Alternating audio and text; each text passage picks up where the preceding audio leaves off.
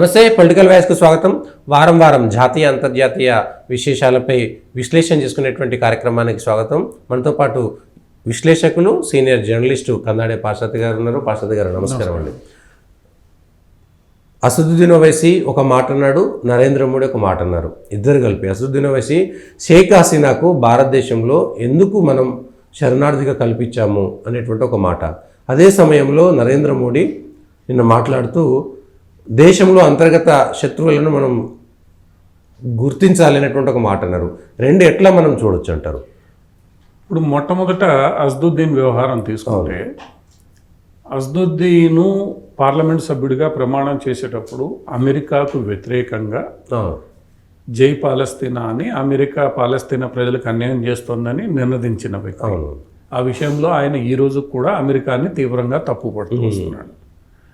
అటువంటి అసదుద్దీన్ ఓవైసీ ఇంటికి హైదరాబాద్లోని అమెరికా కాన్సుల్ జనరల్ వెళ్ళడము, వెళ్ళి ప్రత్యేకంగా సమావేశం కావడము, ఆ సమావేశం అయిన తర్వాత అసదుద్దీన్ ఓవైసీ గారు ఒక టీవీ ఛానల్తో మాట్లాడుతూ ఒక స్టేట్మెంట్ ఇస్తారు. ఏమని? హసీనాను భారతదేశం ఉంచుకోవడం మంచిది కాదు, అసలు ఎందుకు ఉంచుకోవాల్సి వచ్చింది, అసలు ఆమెను ఎందుకు భారత్కి ఆహ్వానించాల్సి వచ్చింది అన్నది ఇక్కడ ప్రశ్న, ఆయన వేసిన ప్రశ్న.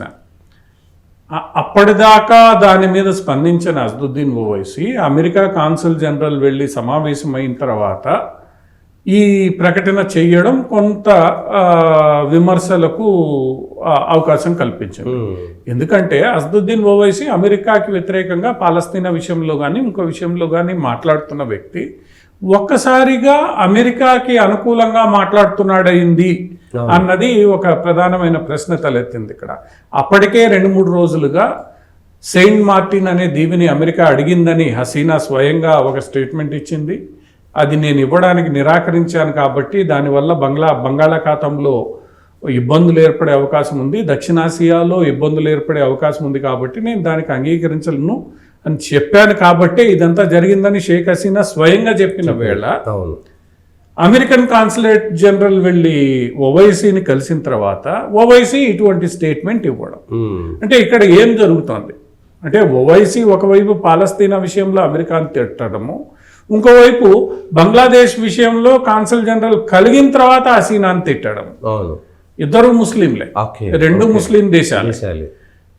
అంటే అసదుద్దీన్ ఓవైసీ యొక్క ద్వంద్వ వైఖరి ఏదైతే ఉందో ఇక్కడ బయటపడుతోంది. ఇక్కడ కేవలం ఆయన కొన్ని ఓటు బ్యాంక్ రాజకీయాల కోసమే దేశాన్ని కూడా పణంగా పెట్టడానికి సిద్ధమైపోయాడు అనేది మనకి స్పష్టమవుతోంది. పార్లమెంట్లో నువ్వు జై పాలస్తీనా అన్నది విమర్శ అయింది. ఇక్కడేమో నువ్వు ఒక్కసారిగా అమెరికాకు అనుకూలంగా ఒక స్టేట్మెంట్ ఇస్తే ఏంటి, అసలు నువ్వేం చేయదలుచుకున్నావు, నువ్వు ఆశిస్తున్నది ఏమిటి? ఇప్పుడు నరేంద్ర మోడీ గారు పదే పదే మొన్న బడ్జెట్ సమావేశాల సందర్భంగా ఈ దేశాన్ని విచ్ఛిన్నం చేయడానికి ఎన్నో శక్తులు బాహ్య శక్తులతో చేతులు కలిపి అంతర్గతంగా పనిచేస్తున్నాయి. మరి ఈరోజు అసదుద్దీన్ చేసిన పని ఆయన ఏ శక్తులతో చేతులు కలిపి చేస్తున్నాడు? అమెరికాతో చేతులు కలిపాడు కాబట్టి బంగ్లాదేశ్ విషయంలో నువ్వు అమెరికాకి మద్దతు ఇస్తున్నావా? అది ముస్లిం కంట్రీనే, ఆమె ముస్లిం లేడీని. నువ్వు ప్రజాస్వామ్యాన్ని సమర్థించేవాడివి, ప్రజాస్వామ్యాన్ని సమర్థించే వ్యక్తి ప్రజాస్వామ్యబద్ధంగా ఎన్నికైన ఒక నాయకురాల్ని అప్రజాస్వామికంగా హింసాత్మక ఉద్యమంతో దేశం నుంచి తరిమేసే ప్రయత్నం చేస్తే నువ్వు దాన్ని ఖండించాల్సింది పోయి బంగ్లాదేశ్లో జరిగింది సబబే కరెక్టే అని ఆమెను ఇక్కడ ఎందుకు తీసుకొచ్చారని, అంటే దాని అర్థం ఆమెను చంపి ఉరేయాలనే. ఇక్కడ అసదుద్దీన్ ఓవైసీ అది కూడా అమెరికన్ కాన్సుల్ జనరల్ నీతో ఒక 2 గంటలు సమావేశం అయిన తర్వాత నువ్వు మాట్లాడు, అప్పటిదాకా మాట్లాడు. ఎందుకంటే ఓవైసీ ద్వంద్వ వైఖరిని మనం ఇంతకు ముందు కూడా చూసాము. తస్లీమా నస్రీన్ అనే మహిళ బంగ్లాదేశ్ నుంచి వస్తే ఆమె మీద దాడి చేశారు ఎంఐఎం వాళ్ళు ప్రెస్ క్లబ్ హైదరాబాద్లో. సల్మాన్ రష్దీ విషయంలో ఏం జరిగిందో మనందరికీ తెలుసు. ఈరోజు హసీనా విషయంలో కూడా ఏం జరిగిందో తెలుసు. అంటే ఏ రాజకీయాలు నువ్వు పాటించదలుచుకున్నావు? పోనీ ఇస్లాం మతానికి అనుకూలంగా నువ్వు ఉండు, కాదని లేదు. మరి ఇస్లాం మతంలో కూడా కొందరికి అనుకూలం కొందరికి వ్యతిరేకం అయితే ఎట్లా? ఈరోజు ప్రపంచవ్యాప్తంగా జరుగుతున్నది ఏంటంటే, అదే తనకు అవసరం వచ్చినప్పుడు ముస్లింలందరినీ ఒక దగ్గర అంటే కాదంటే మళ్ళా ముస్లింల్లో ఇబ్బంది వస్తుంది. ప్రపంచవ్యాప్తంగా జరుగుతున్నది అదే. అవును, ముస్లిం దేశాలలో ఒక వర్గానికి కొందరు మద్దతు ఇస్తారు, ఒక వర్గానికి మద్దతు ఇవ్వరు. అంటే ఎక్కడ అనుకూలంగా ఉంటే, ఏది అనుకూలంగా ఉంటే అది మాది అంతే. ఇప్పుడు దక్షిణాసియాలో కూడా ఈ శక్తులు ఏవైతే ఉన్నాయో ఓవైసీ లాంటి శక్తులు తమకు అనుకూలంగా ఎవరు ఆ దేశంలో ఉంటే, మాల్దీవుల విషయంలో అనుకూలంగా మాట్లాడతాడు, దేశానికి వ్యతిరేకంగా పనిచేస్తాడు, ఇంకో చోట ఇంకో రకంగా మాట్లాడతాడు. ఇప్పుడు బంగ్లాదేశ్లో ఇంకో రకంగా మాట్లాడుతున్నాడు ఆయన, శ్రీలంక విషయంలో ఒక రకంగా మాట్లాడాడు. అంటే నీ స్టాండ్ ఏంటి? నువ్వు అంతర్జాతీయ విషయాల మీద నీ స్టాండ్ ఏంటి? భారతదేశం ఎటువంటి రాజకీయ పార్టీకి అధ్యక్షుడు కాబట్టి పార్టీ విధానం కూడా అందులో ముస్లింలకు సంబంధించి ప్రాతినిధ్యం వహిస్తున్న ఒక అగ్రశ్రేణి నాయకుడిగా ఈ విషయాల మీద నీ ఇదేంటి? ఇప్పుడు వీళ్ళందరూ కేవలం ఓటు బ్యాంకు రాజకీయాలు మాత్రమే. ఇప్పుడు ఇదే అసదుద్దీన్ ఓవైసీ కలకట్టా గ్యాంగ్ రేప్కి సంబంధించి ఇంతవరకు ఎందుకు ఖండించలేదండి? ఎందుకు ట్వీట్ చేయలేదు? ఎందుకు మాట్లాడలేదు? అసదుద్దీన్ ఓవైసీనే కాదు, ఇండియా కూటమిలోని మిగతా నాయకులంతా కూడా ఈరోజు ఏం చేస్తున్నారు? ఎదురుదాడి చేస్తున్నారు. ఇదేం కలకటాలోనే జరిగిందా? యూపీలో జరగలేదా? గుజరాత్లో జరగలేదా? ఆంధ్రప్రదేశ్లో జరగలేదా? తెలంగాణలో జరగలేదా? ఎక్కడ జరిగినా ఖండించాల్సిందే. ఎక్కడ ఇటువంటి వ్యవహార శైలి జరిగినా ఖండించకుండా ఎప్పుడైతే మీరు ద్వంద్వ వైఖరి అవలంబిస్తున్నారో, కేవలం రాజకీయ లబ్ధే చూస్తున్నారో, అక్కడే మీరు ఇబ్బంది పడుతూ ఉన్నారు. ఈ రాజకీయ లబ్ధి కోసమే ఈరోజు మీరు బయట శక్తుల్ని కౌగిలించుకుంటున్నారు, ఆ బయట శక్తులతో పనిచేస్తున్నారు. అదే నరేంద్ర మోడీ గారు పదే పదే మాట్లాడుతున్నారు. ఖండించే బ్యాచ్ కూడా సెలెక్టెడ్గా ఖండించడం. అదే ఇప్పుడు వైసీ చేసిన పని కలకత్తా విషయంలో రాహుల్ గాంధీ కూడా చేశాడు. వారం రోజులు గమ్ము నుండి నువ్వు స్పందించావు. ఎస్పీ డిఎంకే లాంటి పార్టీలు అయితే అసలు ఎదురుదాడిలోనే ఉన్నాయి. మీరు ఏం చేయాలి? ఈ దేశానికి ఏం చెప్పదలుచుకున్నారు? ఓవైసీ కూడా ఏం చెప్పదలుచుకున్నాడు? స్పష్టత ఉండాల్సి. దేంట్లోనూ ఏ విషయంలో కూడా వీళ్ళెవరు కేవలం నరేంద్ర మోడీని వ్యతిరేకించాలి, నరేంద్ర మోడీని ఇరుకున పెట్టాలి. అది దేశ వ్యవహారాలు కావచ్చు, అంతర్జాతీయ వ్యవహారాలు కావచ్చు. అమెరికా పన్నిన కుట్ర అని స్పష్టంగా తేలుతున్న వేళ భారతదేశానికి వ్యతిరేకంగా కూడా అయినా కూడా మీరు అమెరికాకు మద్దతుగా మాట్లాడడం అనేది ఒక రకంగా ప్రశ్నార్థకమే. నీ యొక్క లాయల్టీ, ఇంతకు ముందు కూడా ఓవైసీ లాయల్టీ మీద చాలా చర్చ జరిగింది. ఆయన పదే పదే నేను భారతదేశ కాన్స్టిట్యూషన్కి బద్ధుడినై ఉంటాను అన్ని మాట్లాడడం జరిగింది. మరి అటువంటి వ్యక్తి ఈరోజు మాట్లాడింది ఆయన ఏం చెప్తూ ఉన్నాడు? ఏం చెప్పదలుచుకున్నాడు తన సముదాయానికి కానీ భారతదేశానికి కానీ? ఇది ఆయన ఒక్కడి విషయమే కాదు, మిగతా ఇండియా కూటమి నాయకులందరూ కూడా మాట్లాడాలి కదా.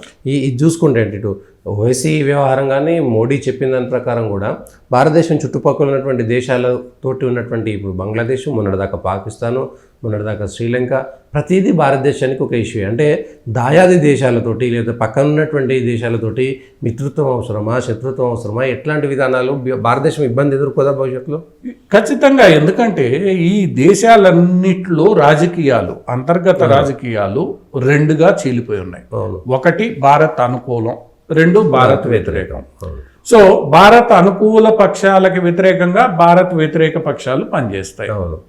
సో ఇప్పుడు షేక్ హసీనాకి వ్యతిరేకంగా ఖలీదా జియా, అట్లనే శ్రీలంకలో భారత్ అనుకూల భారత్ వ్యతిరేక రాజపక్షకి వ్యతిరేకంగా ఇంకో ప్రేమదాసాను ఇంకొకళ్ళు, ఇప్పుడు మాల్దీవ్స్లో భారత్ వ్యతిరేకంగా ఉన్న అధ్యక్షుడు, అనుకూలంగా ఇంకో అధ్యక్షుడు, పాకిస్తాన్ సరే ఎవరున్నా కూడా వాళ్ళు భారత్కు వ్యతిరేకంగా, ఇప్పుడు నేపాల్లో మావోయిస్టులు కొంత వ్యతిరేకంగా కొంత అనుకూలంగా. సో ఇట్లా ప్రధానమైన సమస్య ఇక్కడ ఏమొస్తుందంటే ఈ దేశాలన్నింటిలో కూడా ఒక రాజకీయ పక్షం భారత్ అనుకూల వైఖరి తీసుకుంటే మరొక రాజకీయ పక్షం భారత్ వ్యతిరేక వైఖరి తీసుకుంటుంది. రోహింగ్యాల సమస్య, మయన్మార్ సమస్య ఒక పక్కన పెడితే మిగతా దేశాలన్నింటిలో కూడా సో వాళ్ళ యొక్క అంతర్గత రాజకీయాల కారణంగా ఈ దేశాలు ఒక 5 ఏళ్ళు అటు ఒక 5 ఏళ్ళు ఇటు నడుస్తున్నాయి. భారత్కు అనుకూలంగా ఉన్నప్పుడు కొన్ని సమస్యలు సాల్వ్ అవుతున్నాయి, వ్యతిరేకంగా ఉన్నప్పుడు కొన్ని సమస్యలు తలెత్తుతున్నాయి. వీటితో డీల్ చేయాల్సిన పరిస్థితి భారతదేశానికి ఏర్పడింది. ఇక్కడ 2 దేశాలు మనం ప్రత్యేకంగా గమనిస్తే, ఒకటి మయన్మారు, రెండోది పాకిస్తాన్. మయన్మార్తో మనకు వ్యతిరేకత లేదు, అనుకూలత లేదు. మయన్మార్ సైనిక పక్షం కొంతమేర మనకు అనుకూలంగా ఉంది. కొన్ని సందర్భాల్లో భారతదేశానికి అనుకూలంగానే వాళ్ళు అక్కడ తీవ్రవాద ముఠాలను ఏరివేశారు. వాళ్ళకున్న సమస్యలు వేరు, వాళ్ళకున్న పరిస్థితులు వేరు. వాళ్ళ దేశం నుంచి పారిపోయి వచ్చే వాళ్లతో ఆ దేశంలో తలదాచుకుంటున్న తీవ్రవాదులతో మనకు సమస్య ఉన్నాయి. వాటిల్ని మయన్మార్ ఇప్పటికిప్పుడే సరిచేసే పరిస్థితుల్లో మయన్మార్ లేదు. కాకపోతే మొన్న కొన్ని సందర్భాల్లో ఇటీవల కాలంలో మయన్మార్ సరిహద్దును దాటి మన వాళ్ళు తీవ్రవాద స్థావరాల మీద దాడి చేసి వెనక్కి వచ్చారు. దానికే మయన్మార్ అభ్యంతరం చెప్పలేదు. సో మయన్మార్ ఒక ప్రత్యేక పరిస్థితి, అదేం శత్రు దేశం కాదు. అట్లనే మనకు అనుకూలంగా పూర్తిగా పనిచేసే స్థితిలో ఆ దేశం లేదు. కానీ పాకిస్తాన్ విషయానికి వచ్చేసి అది శత్రు దేశం. పాకిస్తాన్, చైనా రెండు శత్రు దేశాలు. అవి రెండు ప్రత్యేక పరిస్థితుల్లో మనకు వ్యతిరేకంగానే అక్కడ ఎవరు అధికారంలో ఉన్నా భారతదేశానికి వ్యతిరేకంగా పనిచేస్తారు. ఎందుకంటే ఇక్కడ మిలిటరీ ఆధిపత్యం ఉంటుంది. ఆ మిలిటరీ బతికేదంతా భారతదేశానికి వ్యతిరేకంగా. అటు చైనా కమ్యూనిస్ట్ పార్టీ భారతదేశాన్ని అంగీకరించదు.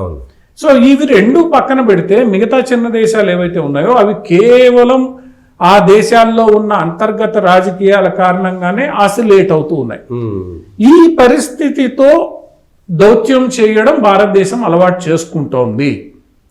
ఇప్పుడు బంగ్లాదేశ్ విషయంలో కూడా ఇప్పుడు వస్తున్న ప్రశ్న ఏంటంటే రేపు భారత్ వ్యతిరేక ప్రభుత్వం వస్తుంది.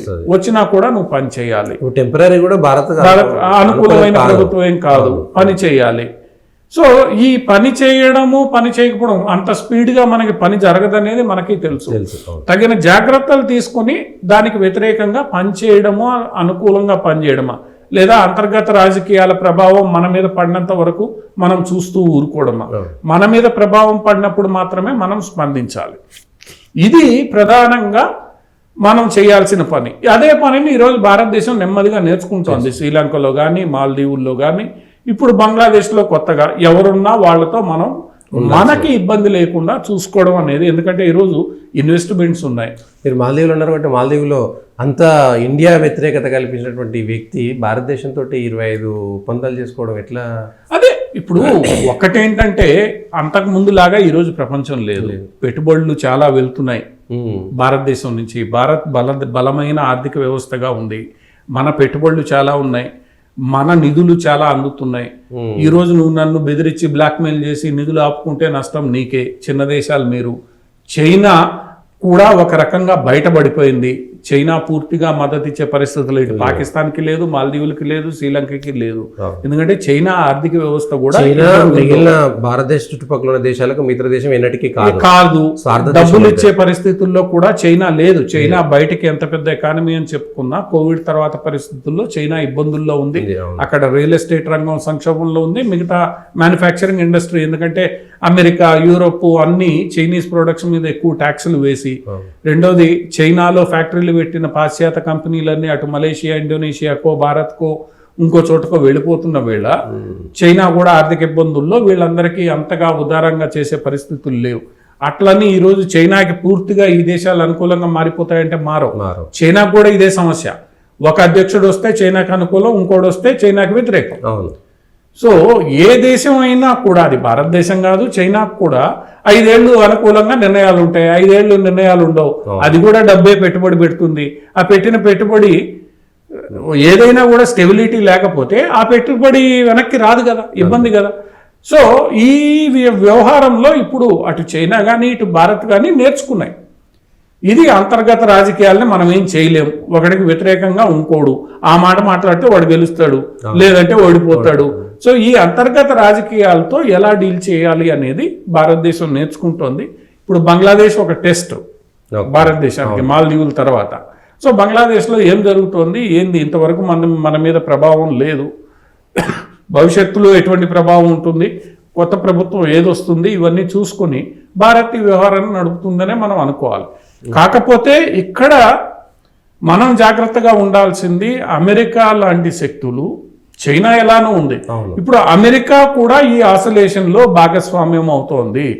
భారత్ వ్యతిరేక అనుకూల, అక్కడ కూడా అధ్యక్షుడు మారితే భారత్ వ్యతిరేకంగా అనుకూలంగా ఉండే. ఇప్పుడు ట్రంప్ వస్తే ఒక రకంగా, రేపు కమలా హ్యారిస్ వస్తే ఒక రకంగా. ఇటువంటి పరిస్థితుల్లో భారత్ కూడా రెండు వైపులా, ఇప్పుడు రష్యాతో లాగా ఏ రోజు మిగతా దేశాలతో భారత్ స్టేబుల్ ఒకే తరహా రిలేషన్షిప్స్ లేవు.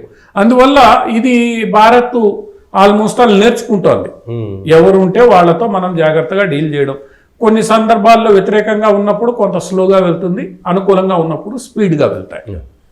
ఈ సందర్భంలోనే జమ్మూ కాశ్మీర్లో ఎన్నికలు 10 ఏళ్ల తర్వాత జమ్మూ కాశ్మీర్లో ఎన్నికలు సజావుగా సాగుతాయా? సాగితే వచ్చే ప్రభుత్వం నిలబడుతుందా? మళ్ళీ వేర్పాటువాదం రాదా? ఇప్పుడంటే సెంట్రల్ ఫోర్సెస్ ఉన్నాయి, సెంట్రల్ గవర్నమెంట్ చేతిలో ఉంది కాబట్టి వేర్పాటువాదం లేదు. అక్కడ ఎన్నికలు జరిగితే ఎట్లా ఉండబోతుంది? ఇప్పుడు జమ్మూ కాశ్మీర్లో మొత్తం 4 కూటములు ప్రధానంగా ఈ ఎన్నికల్లో ఉండబోతాయి. మొట్టమొదటిసారి ఎస్సీ ఎస్టీ రిజర్వేషన్లు అమలు కాబోతున్నాయి.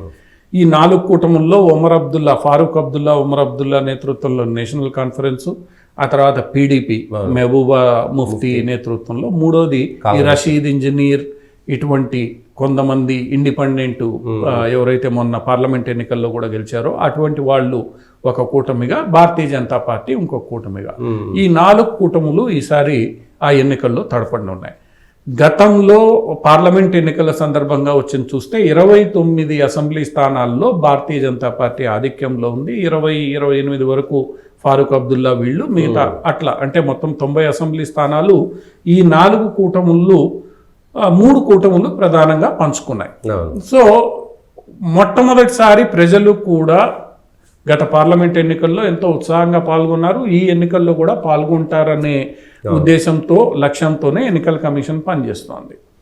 ఈ సందర్భంగా ప్రధానమైన సమస్య ఏమొచ్చిందంటే జమ్మూ ప్రాంతంలో ఈ మధ్యకాలంలో పెరిగిన తీవ్రవాద సంఘటనలు, వాటి మీద ఇప్పుడు ఆల్మోస్ట్ అవి నెమ్మదిగా తగ్గుతూ వస్తున్నాయి. ఆర్మీ పూర్తి స్థాయిలో మోహరించడం జరిగింది. నెమ్మదిగా ఆ సంఘటనలు తగ్గుతున్నాయి. ఆ సంఘటనలకు కూడా కారణం విదేశీ తీవ్రవాదులే అని చెప్పి ఒక అవగాహన నెమ్మదిగా వస్తోంది. వాళ్ళకి స్థానికుల మద్దతు అంతగా దొరకడం లేదనేది కూడా ఈరోజు మనం తగ్గిపోయింది చూస్తున్న విషయం. సో ఈ నేపథ్యంలో ఇది ఒక రకంగా భారత ప్రభుత్వానికి పరీక్షే, ఎన్నికల సంఘానికి పరీక్షే, అక్కడ జమ్మూ కాశ్మీర్ అడ్మినిస్ట్రేషన్ కి పరీక్షే, ఆ ప్రజలకు కూడా పరీక్ష, అందరికీ. ఇప్పుడు మేము ఏ దిశగా ఉన్నాము అని చెప్పాల్సిన పరిస్థితి. సో ఈ మొత్తం వ్యవహారంలో ఈ ఫారూక్ అబ్దుల్లా నేతృత్వంలోని పార్టీ, మహబూబా ముఫ్తీ నేతృత్వంలోని కూటమి ఏదైతే ఉందో, వీళ్ళిద్దరి వ్యవహార శైలి ఎలా ఉంటుంది? ఇప్పుడు బీజేపీ జమ్మూ ప్రాంతంలో బాగా పనిచేస్తుంది లేదా మంచి ఫలితాలను కనబరుస్తుంది. ఈరోజు కాశ్మీర్ వ్యాలీలో 2 ఇండిపెండెంట్లు గెలిచారు మొన్న, ప్రధాన పార్టీల నుంచి అభ్యర్థులు ఓడిపోయారు. సో వాళ్ళు ఎలా పనిచేస్తారు? ఈ 2 పార్టీలు ఎప్పటి నుంచో కాశ్మీర్ లోయలో గట్టి స్ట్రాంగ్ హోల్డ్ కలిగిన ఈ 2 పార్టీలు ఎలా పనిచేయబోతున్నాయి అనేది ఇప్పుడు ఎన్నికల నోటిఫికేషన్ వచ్చింది కాబట్టి ఏమైనా పొత్తులు ఉంటాయా, పొత్తులకు ఆస్కారం ఉంటుందా, లేదా ఈ 4 విడివిడిగా పోటీ చేస్తాయా చూడాలి. ఒకవేళ 4 విడివిడిగా కానీ పోటీ చేస్తే పోటీ చాలా తీవ్రంగా ఉంటుంది. ఎందుకంటే ఓటర్ల సంఖ్య ఇవన్నీ విచిత్రంగా ఉంటుంది, గట్టి ఇది ఉంటుంది. సో అటువంటి పరిస్థితుల్లో అక్కడ హంగ్ ఏర్పడే అవకాశం కూడా లేకపోలేదు. జమ్మూ కాశ్మీర్లో హంగ్ ప్రభుత్వం ఏర్పడే అవకాశం కూడా లేకపోలేదు. So hung ఏర్పడుతుందా? హంగ్ ఏర్పడితే అసలే తీవ్రవాదంలో మునిగి తేలుతున్న రాష్ట్రంలో హంగ్ గాని ఏర్పడిందంటే ఆ హంగ్తో అసలు రేపు భవిష్యత్తులో సెక్యూరిటీ ఇబ్బందులు వస్తాయి. సో జమ్మూ ప్రజలు అటువంటి ఇబ్బందులు లేకుండా స్పష్టమైన మెజారిటీతో కూడిన వీళ్ళకి ఇస్తారా, లేదా ఎన్నికలు అయిన తర్వాత ఎవరితో పొత్తు పెట్టుకుంటారా, అంటే పోస్ట్ పోల్ అలయన్స్ ఎలా ఉంటుంది అన్నది ఇక్కడ మొత్తం మనం వేచి చూడాల్సింది. ఎందుకంటే జమ్మూ కాశ్మీర్లో 45 స్థానాలు రావాలి, 45 స్థానాలు వస్తాయి అనేటువంటి నమ్మకం అయితే లేదు ఏ పార్టీకి లేదు. సో ఎవరితో జతగట్టారు అనేది ఇక్కడ ప్రధాన అంశం. సో ఎవరికి ఎన్ని ఎక్కువ వస్తాయి, ఎవరితో కలుస్తారు? బీజేపీ ఫరూక్ అబ్దుల్లాతో కలుస్తుంది, గతంలో కలిసి పనిచేశారు. బీజేపీ మహబూబా ముఫ్తీతో కూడా గతంలో కలిసి పనిచేసింది. బీజేపీ ఇప్పుడున్న రషీద్ ఇంజనీర్ వీళ్లతో కలిసి పనిచేస్తోంది మొదటిసారి. ఇది గమనించాల్సిన విషయం. అందువల్ల ఏంటంటే గతానికి భిన్నంగా జరుగుతున్న ఈ జమ్మూ కాశ్మీర్ ఎన్నికల్లో ఈసారి ప్రజలు ఎలాంటి తీర్పిస్తారు? పార్లమెంట్ ఎన్నికల్లాగా ఉత్సాహంగా వచ్చి పాల్గొని మేము ప్రజాస్వామ్యానికి అనుకూలంగా ఉన్నాం, పాకిస్తాన్కి వ్యతిరేకంగా ఉన్నామని ప్రపంచానికి స్పష్టమైన సందేశం ఇస్తారని ఈరోజు అందరూ భావిస్తున్నారు. దానివల్ల ఒక మంచి సందేశం బయట దేశాలకు వెళ్తుంది. నరేంద్ర మోడీ గారికి కూడా ఒకవేళ అదే విజయవంతమైతే, బీజేపీ గెలుస్తుందా లేదా పక్కన పెడితే, ఎన్నికల నిర్వహణ విజయవంతమై ప్రజలు పెద్ద సంఖ్యలో పాల్గొంటే మాత్రం అది బీజేపీకి నైతికంగా పెద్ద విజయం. ఓకే. మిగతా భారతదేశంలో అవును. వీళ్ళు ఎన్ని మాటలు చెప్పినా ఎన్ని చేసినా ఆర్టికల్ 370 రద్దు తర్వాత రాష్ట్ర విభజన తర్వాత జరుగుతున్న మొట్టమొదటి ఎన్నికలు ఒక రకంగా బీజేపీకి కూడా నైతిక పరీక్షకు అవి నిలబడతాయి. సో ఒకవేళ ఈ ఎన్నికలు విజయవంతమైతే ఇది నైతికంగా భారతీయ జనతా పార్టీకి విజయం. ప్రజలు మా పక్షం ఉన్నారు, మీ పక్షాన లేరు. ఇండియా కూటమికి కూడా ఒక ఇబ్బందికరమైన పరిణామం. సో అందరూ కలిసి ఇప్పుడు కాంగ్రెస్ పార్టీ కూడా అక్కడ మొన్న రాష్ట్ర అధ్యక్షుడిని నియమించింది. మరి కాంగ్రెస్ ఓట్లు ఎవరితో వెళ్తాయి, వాళ్ళు ఎవరితో జత కడతారు, ఇవన్నీ కూడా ఈ వారంలో తేలిపోతాయి. తేలిపోయిన తర్వాత కానీ ఏది రాజకీయ కూటములు, రాజకీయ పక్షాలు, రాజకీయాలు ఎలా ఉన్నా జమ్మూ ప్రజలు తామేమనుకుంటున్నారు, జమ్మూ కాశ్మీర్ ప్రజలు తామేమనుకుంటున్నారు, తాము ప్రజాస్వామ్యం పక్షాన ఉన్నారా? కేంద్ర ప్రభుత్వం గత పార్లమెంట్ ఎన్నికల్లాగా బయటకు వచ్చి ఓటు వేస్తే మాత్రం అది బీజేపీకి నైతికంగా ఘన విజయం.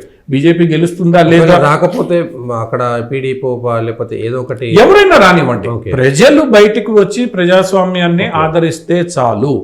ఓకే. భారతీయ జనతా పార్టీ ఎప్పుడు అక్కడ మెజార్టీలో లేదు, రాదు కూడా, కష్టం. ఎవరికి మెజార్టీ వచ్చే పరిస్థితి లేదు. అటువంటి పరిస్థితుల్లో ఫస్ట్ టెస్ట్ ప్రజాస్వామ్య పునరుద్ధరణ ఎంత బాగా జరిగింది, ఎంతగా ప్రజలు ఆహ్వానించారు, అది తేలితే ఆ తర్వాత విషయాలు రాజకీయాలను బట్టి పోలింగ్ లో 70-80% పోలింగ్ లో పాల్గొంటే అదే విజయం. 70-80% అవసరం లేదు. ఓకే. 60-65% మించి దేశవ్యాప్తంగా జరుగుతున్నది అదే. 60-65% యావరేజ్.